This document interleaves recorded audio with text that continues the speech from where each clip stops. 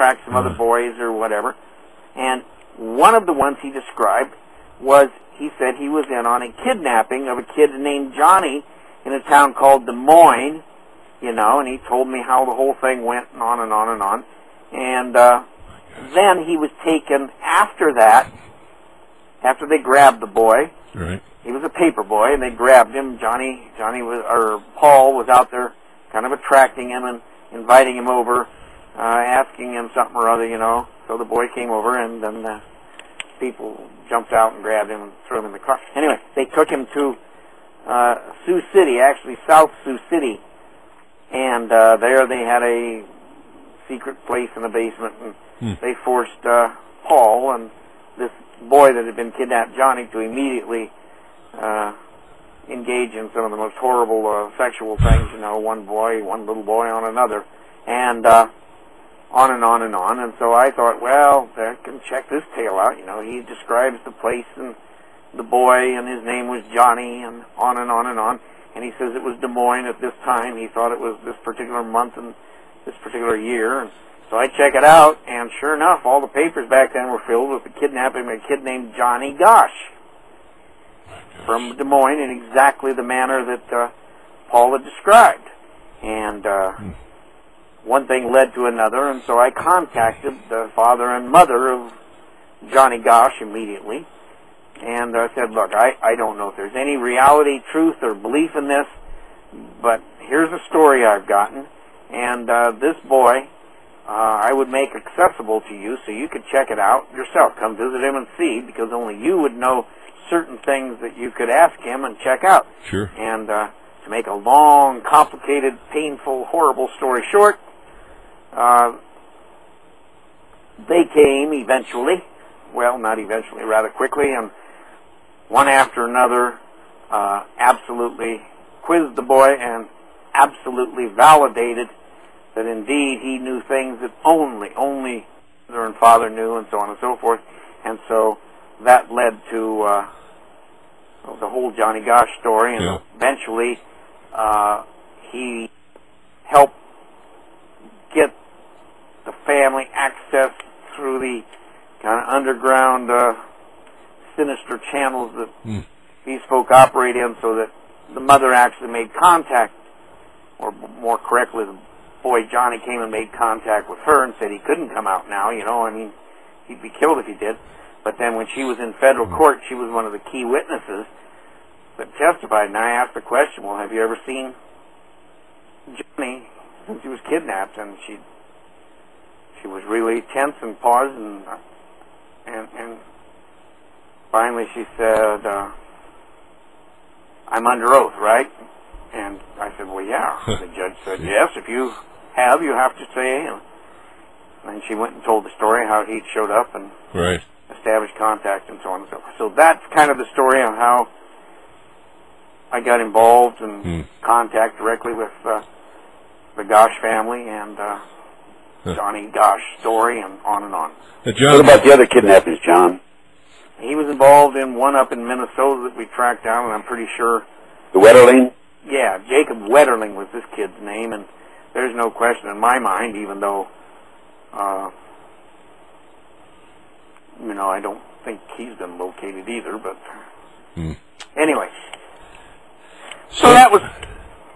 specifically answer that question you asked about Johnny Gosh. Yeah, one of the interesting things I learned also, John, from Noreen Gosh, is that initially when you first met Johnny Gosh's father and a woman who he introduced as his wife, Noreen... He told you all this. Oh, yeah, she sure did. That is absolutely the truth. That's beyond bizarre. Maybe. Explain maybe. Truth. Huh? It's the absolute truth. Yeah, but explain maybe. Maybe means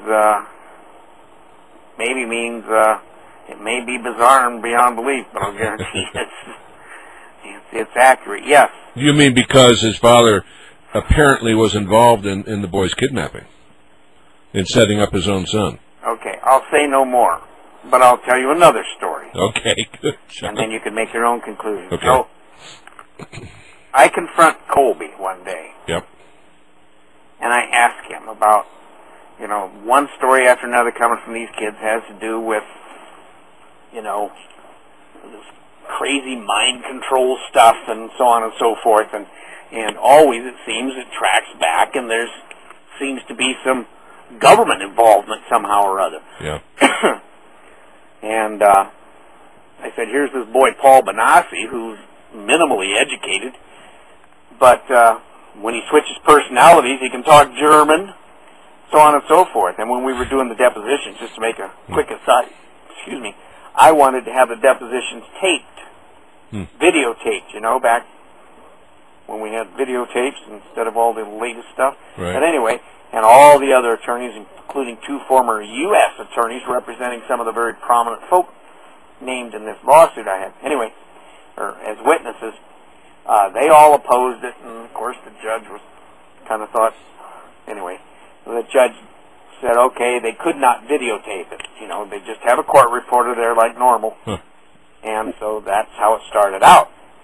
And they had all of them there, and something triggered Paul Benassi during, just maybe an hour into the deposition. And he totally switched personalities. And man, did they go into shock. Really? And so they immediately stopped the deposition, went back to the judge, all of them wanted to videotape it.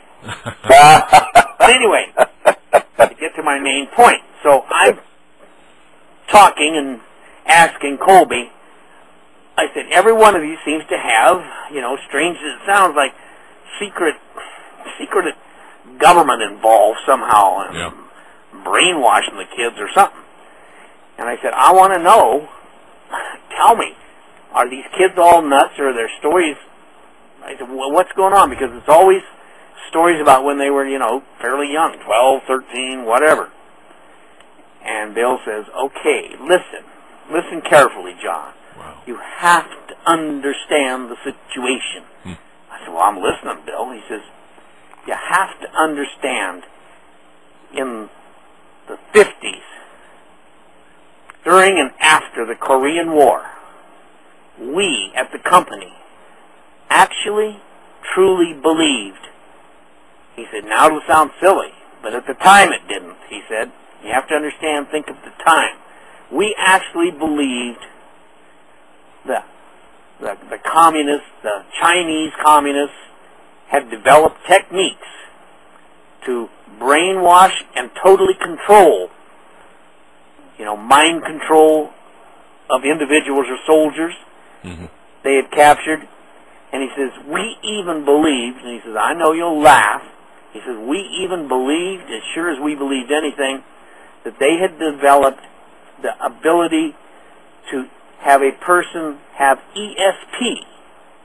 I said, what do you mean? Yeah. He said, extrasensory perception. He said, we believe they could have somebody, for example, standing in front of the President of the United States and reading or understanding what is in his mind, so that they would know what we were thinking and planning and so on and so forth. He says, I know it sounds crazy. He says, so we pulled all the stops, and he said, unlimited resources were put in to make sure that we weren't left behind, or we weren't victims or subject to having our country taken over, because they had ability to actually control, mind control, like the Manchurian Candidate story, you remember, he says. I said, yeah, the movie, blah, blah, blah. Anyway, he says, well, it sounds crazy now, and it's all science fiction and fantasy, he says, but we actually at the company, meaning the CIA, really, truly believed that in the early 50s. And he says, and we pulled all the stops, we put more resources into it, everything you can imagine. And he said, I'll tell you one other thing. We were never behind.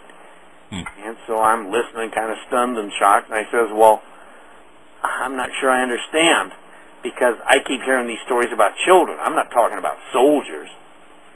And he looked at me and he said, well, one of the things that was discovered early on was that if you're really going to have multiple personalities created, for example, one personality doesn't even know the other one's there, and they can be